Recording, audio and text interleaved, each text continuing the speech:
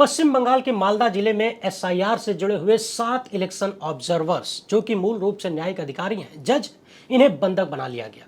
9 घंटे तक जजों को फंसा कर रखा गया, खाना पीना तक नहीं मिला। बाद में सरकारी गाड़ियों में पुलिस की मदद से इन्हें निकाला गया और उन गाड़ियों पर भी ईंट पत्थर लाठियों से हमला हुआ। इस मामले पर आज भारत का सुप्रीम कोर्ट बहुत ही तल्ख नजर आया।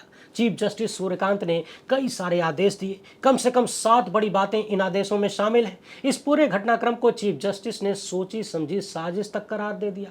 पश्चिम बंगाल को ध्रुवीकृत राज्य बता दिया। ये भी कहने लगे कि हमने इतना पोलराइज्ड स्टेट आज तक नहीं देखा। इस पूरे घटनाक्रम की जांच के लिए सीबीआई या एनआईए को लगाने का आदेश भी दे दिया। बंगाल के बड़े बड़े अधिकारियों को नोटिस जारी किया। 6 अप्रैल को सुप्रीम कोर्ट में जवाब देने के लिए बुला भी लिया गया। केंद्रीय सुरक्षा बल को बंगाल में तैनात करने के लिए कह दिया गया। जजों की सुरक्षा और उनके अपनों की भी सुरक्षा का आदेश दे दिया गया। यानी कुल मिलाकर चीफ जस्टिस की बेंच ने सुप्रीम कोर्ट में आज जजों को बंधक बनाए जाने के मामले में ऐसी बातें कही हैं जो कि असामान्य है, ऐतिहासिक हैं और सोच से भी परे हैं। आप कहेंगे कि ये घटना भी तो ऐतिहासिक है। बिल्कुल, ये घटना ऐतिहासिक है, मगर सवाल ये है कि इस घटना के मूल में क्या है। सवाल ये है कि वो कौन लोग थे जिन्होंने जजों को बंधक बना लिया।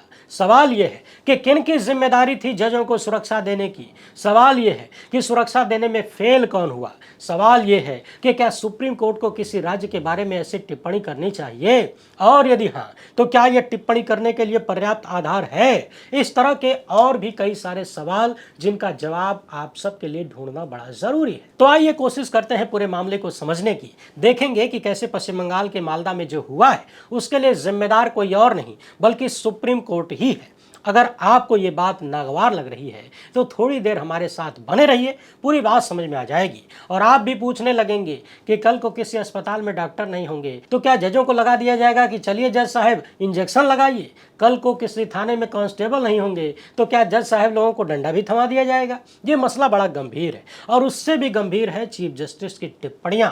इसलिए वीडियो को आखिर तक देखिएगा। पहली बार है तो चैनल को सब्सक्राइब करके घंटी बजा दीजिए टन से।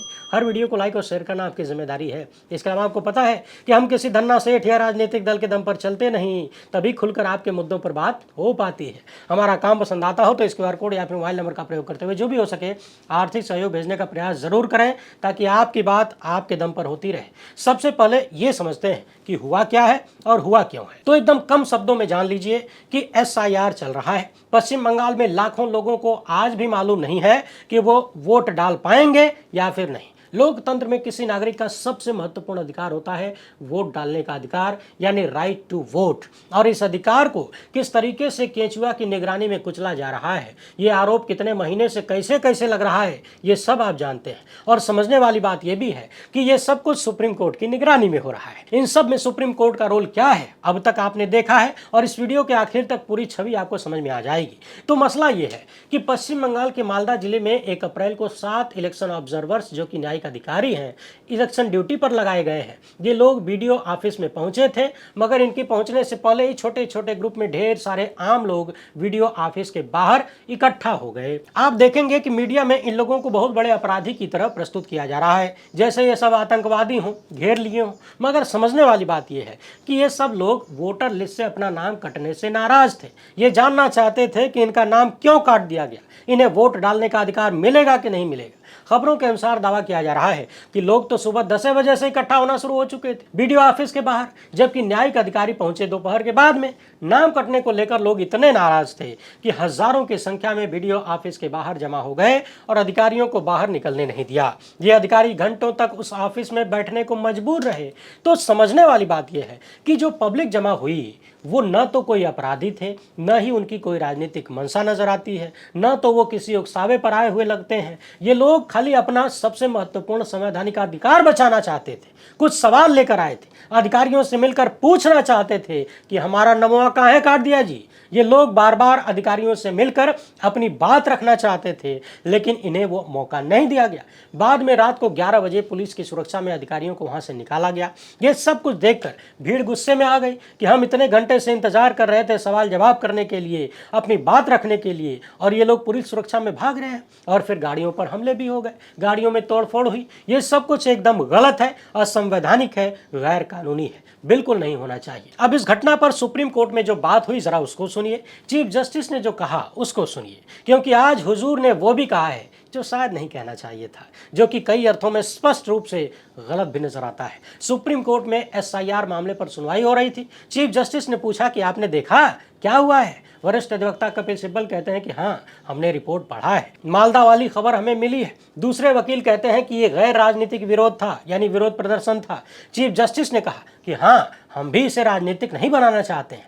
आगे चीफ जस्टिस कहते हैं कि रात 11 बजे तक आपका कलेक्टर वहां मौजूद नहीं था, मुझे रात में मौखिक रूप से आदेश देना पड़ा, खाना पानी तक न्यायिक अधिकारियों को नहीं मिला। और जो सबसे महत्वपूर्ण बात चीफ जस्टिस ने कहा वो ये कि ये घटना न केवल न्यायिक अधिकारियों को डराने धमकाने का घिनौना प्रयास है, बल्कि न्यायालय के अधिकार को भी चुनौती दे रही है। ये कोई सामान्य घटना नहीं है, बल्कि न्यायिक अधिकारियों का मनोबल गिराने और लंबित मामलों में आपत्तियों के निपटारे की चल रही प्रक्रिया को रोकने की सोची समझी साजिश लग रही है। यानी चीफ जस्टिस ने इस घटना को साजिश का नाम दिया है। वैसे आजकल हुजूर हर चीज में साजिश ढूंढ लेते हैं, एनसीईआरटी की पुस्तक से लेकर मालदा की घटना तक। उन्होंने कहा कि हम किसी को भी इस तरह से हस्तक्षेप करने का अधिकार नहीं देंगे। न्यायिक अधिकारियों के ऊपर मनोवैज्ञानिक हमला करने और कानून को अपने हाथ में लेने की अनुमति किसी को नहीं दी जा सकती। आगे चीफ जस्टिस ने पश्चिम बंगाल की सरकार को ही आड़े हाथों ले लिया और कहा कि उन्होंने अपने कर्तव्यों का उल्लंघन किया है। अधिकारियों को बताना होगा कि सूचना मिलने के बाद भी उन्होंने सुरक्षा व्यवस्था सुनिश्चित क्यों नहीं किया। इस पर चुनाव आयोग के वकील कहते हैं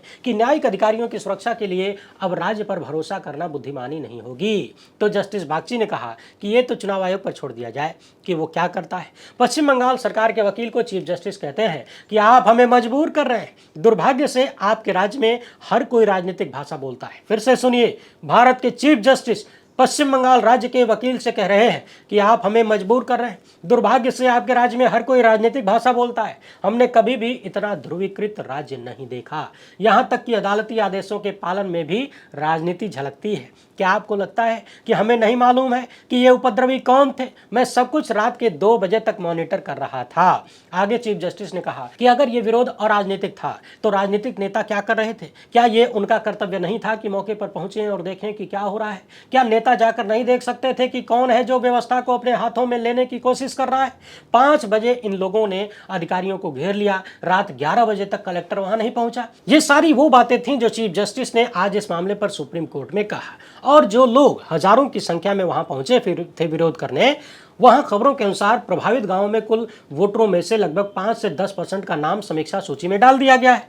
किसी के दस्तावेज में गड़बड़ी बताई गई, किसी के बारे में कह दिया गया कि बहुत लंबे समय से अनुपस्थित हैं, यानी बाहर जाकर काम धाम करते हैं, प्रवासी मजदूर हैं। कहीं तकनीकी तो कहीं प्रक्रियागत त्रुटियां सामने आई और लाखों लोगों को आज भी मालूम नहीं कि वो वोट डाल पाएंगे या फिर नहीं। अब चीफ जस्टिस की ये बातें सुनकर आपके मन में यही आ रहा होगा कि ये सारी गलती पश्चिम बंगाल की पुलिस यानी वहां की सरकार की है, टीएमसी सरकार की है, ममता बनर्जी की है। चीफ जस्टिस बिल्कुल सही भड़के हैं। पश्चिम बंगाल की सरकार गलत कर रही है, जजों को बंधक बनाया जा रहा है, ये तो बहुत गलत बात है। कोई भी सामान्य व्यक्ति इन बातों को सुनकर यही सोचेगा।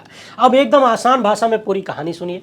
पश्चिम बंगाल में 15 मार्च को ही आचार संहिता लागू हो चुकी है, यानी चुनाव का ऐलान हो गया और मॉडल कोड ऑफ कंडक्ट लागू होने के बाद राज्य के सुरक्षा कानून व्यवस्था यानी लॉ एंड ऑर्डर की पूरी जिम्मेदारी, पूरी कमान भारतीय निर्वाचन आयोग की होती है। यानी राज्य सरकार की पूरी मशीनरी अब राज्य सरकार को रिपोर्ट नहीं करती बल्कि चुनाव आयोग को रिपोर्ट करती है। दरअसल मॉडल कोड ऑफ कंडक्ट का पूरा फार्मूला यही है। ये बनाया ही इसलिए गया है कि राज्य के सरकार के हाथों में पावर न रहे, वरना लेवल प्लेइंग फील्ड नहीं मिलेगा ना। यानी जो सत्ता में है वो शासन प्रशासन का दुरुपयोग करेगा, इसलिए पूरी पावर चुनाव आयोग के हाथों में चली जाती है और पूरी जिम्मेदारी भी चुनाव आयोग की ही होती है। डीएम, एसपी, डीजीपी सब सीधे चुनाव आयोग के निर्देश पर काम करते हैं, उन्हीं को रिपोर्ट करते हैं। आचार संहिता लागू होने के बाद अधिकारियों का तबादला वगैरह सब कुछ चुनाव आयोग ही करता है।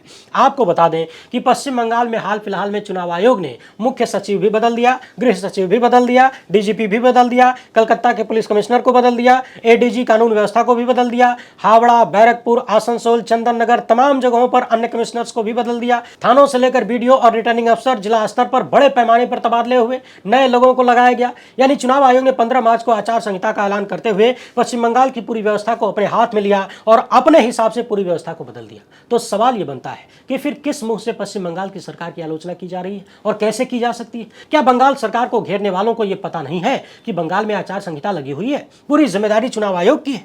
जो सवाल, जो आलोचना चुनाव आयोग की होनी चाहिए वो पश्चिम बंगाल की सरकार की क्यों हो रही है? किस आधार पर? इन सारे मामलों पर पश्चिम बंगाल की मुख्यमंत्री ने ही कहा है कि लॉ एंड ऑर्डर अब हमारे हाथ में नहीं है, हमारे प्रशासनिक अधिकार छीन लिए गए, अफसरों को बदल दिया गया है, अब तो सब कुछ चुनाव आयोग की देखने में हो रहा है, तो सारी जिम्मेदारी भी चुनाव आयोग की है। मगर सवाल तो ये बनता है कि क्या ये बात भारत के चीफ जस्टिस को मालूम नहीं है या फिर हुजूर भूल गए? आखिर कैसे उस सरकार को जिम्मेदार बताया जा सकता है जिसके हाथ में कुछ है ही नहीं?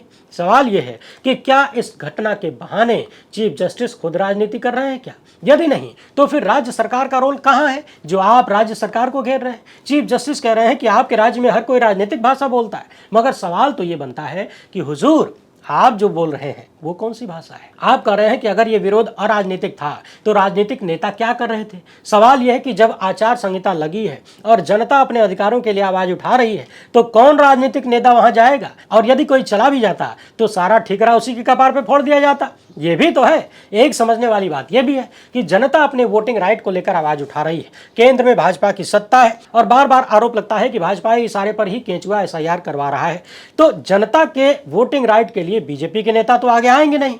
ऐसे में भाजपा के नेता बिल्कुल आगे नहीं आते, गायब हो जाते हैं। और टीएमसी वाले अगर आ जाते, चले जाते गलती से भी, तब तो सारी जिम्मेदारी टीएमसी की ही बन जाती। तो फिर ये रिस्क लेगा कौन जब पूरी पावर चुनाव आयोग के हाथ में है? और ऐसी घटना पर पश्चिम बंगाल की सरकार को घेरा जा रहा है तो फिर बेचारे नेता वहां चले जाते तो क्या होता? बहरहाल ये सारी बातें तो बात की हैं। इससे बड़ी बात तो यह है कि न्यायिक अधिकारियों के बंधक बनाए जाने पर चीफ जस्टिस बड़े नाराज हो रहे हैं। इनको लग रहा है कि हमारे अधिकारी वहां फंस गए, लेकिन मूल बात तो यह है कि न्यायिक अधिकारियों को इस काम में फंसाया किसने?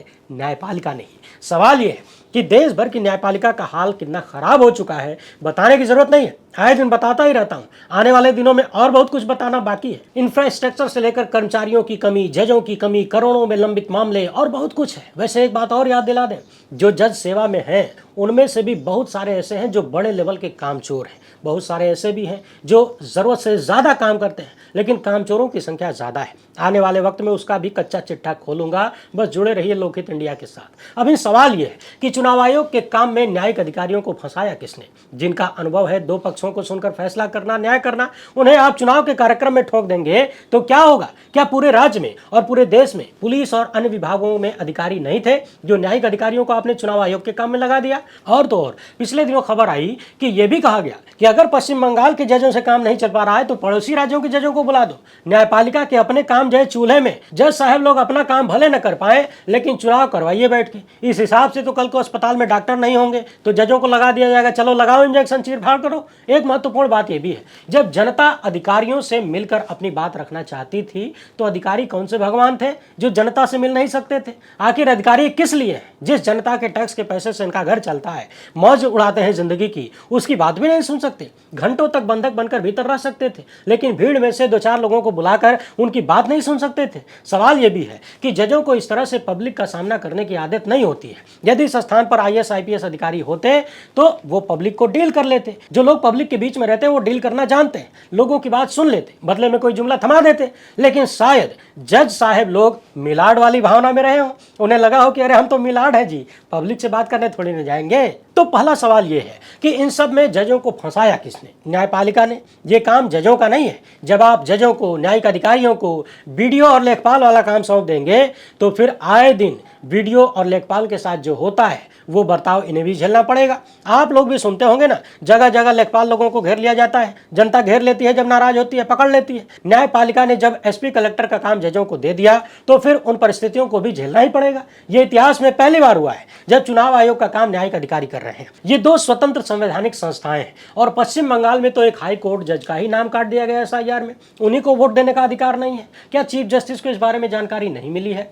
जो हाई कोर्ट जज है या रहे हैं, क्या वो भी भारत के नागरिक नहीं है? इस हिसाब से तो कल को चीफ जस्टिस का भी नाम हरियाणा से कट जाए, कोई उन्हें बांग्लादेशी, कोई घुसपैठिया बुलाने लगे तो क्या होगा? क्योंकि जब हाई कोर्ट जज का नाम कट सकता है तो सुप्रीम कोर्ट जज का भी नाम कट सकता है। एक का कदम ऊपर तो है। सोचने वाली बात यह है कि जिस न्यायपालिका की हालत पहले से बद से बदतर है, जहां खुद ही वर्कफोर्स की भयंकर कमी है, वहां के लोगों को आप चुनाव आयोग के लिए दे रहे हैं कि जाइए आप एसआईआर करवाइए। ऐसी क्या इमरजेंसी है कि पश्चिम बंगाल में चुनाव से पहले ही एसआईआर को जल्द से जल्द पूरा कर लेना है, चाहे भले लाखों लोगों का नाम कट जाए? और इतनी इतनी भी इमरजेंसी थी तो पहले शुरू करवा लेते ना।